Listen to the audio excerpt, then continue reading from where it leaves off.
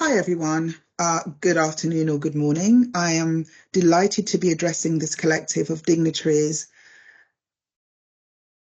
and professional and students at this Caribbean Conference on Sustainable Tourism Development. Today, I will be sharing with you some important insights from ABTA's Holiday Habits report on consumer trends around travel from 2023 into 2024. Also, I'd like to highlight what are the key topics around legislation and what are the sustainability trends that is driving ABTA's work on sustainability. However, before I start, I want to give you an overview of who we are at ABTA. So we are a membership organisation established over 17 years ago. We are the UK's largest travel association, representing travel agents and tour operators that sell around £32 billion of holiday and other travel arrangements each year. Our main functions are raising standards in the industry and by giving guidance on issues from sustainability to health and safety, and providing schemes of financial protection and offering holidaymakers a course of redress should something go wrong on their holidays or in the process of booking their holidays. One of the areas that I won't have time to go through the whole holiday habits research because I don't think I've got much time on this presentation, but one area that I think is relevant and pertinent to the Caribbean is where people plan to reduce their spending in this global cost of living crisis.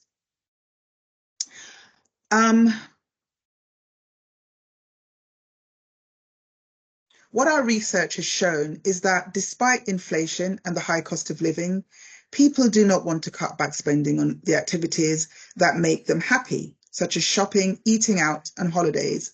And this table that you can see highlights a list of leisure activities that we pull the data on.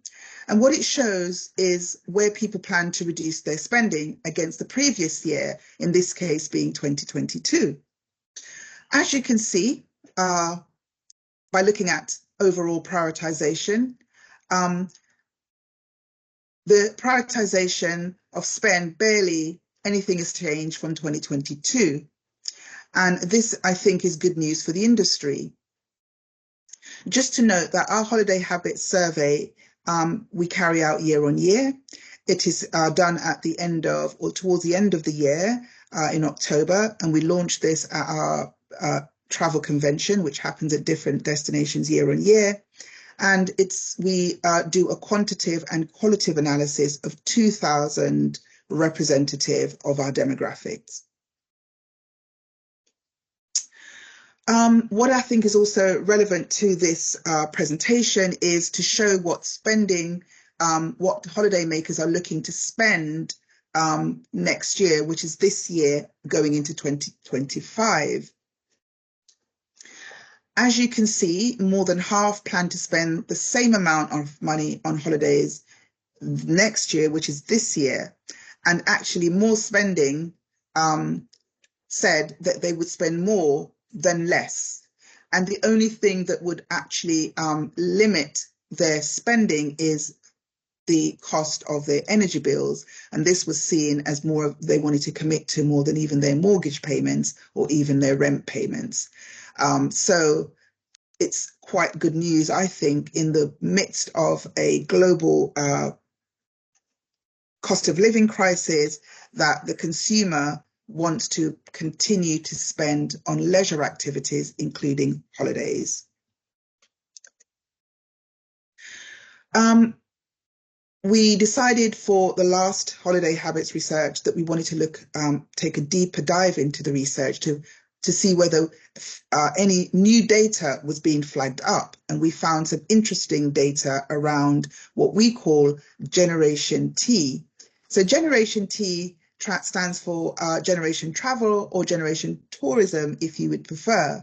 And they stood out because they showed a strong propensity to travel, and with different focuses and interests towards holidays that was different from the average consumer. In the next slide, I'm going to show you the likelihood of travel for Generation T, where they want to go, the length of the holiday that they will take, and their potential spending power. And just to further qualify that Generation T encompasses the 18 to 24-year-old demographic.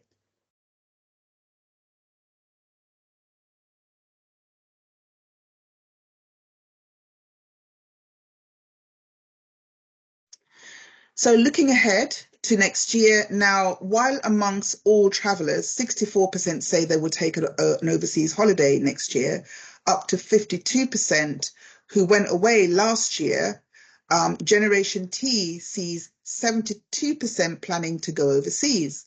So again, against the typical traveller, against last year and this year, last year being 2022 is shown on the light blue line, and next year being this year and going into 2025 shows the data for on the dark blue line. So you can see Generation T outstripping all of the other travelers for 2022 wanting to plan overseas travel in the coming years. So that's very encouraging, I think, for the sector.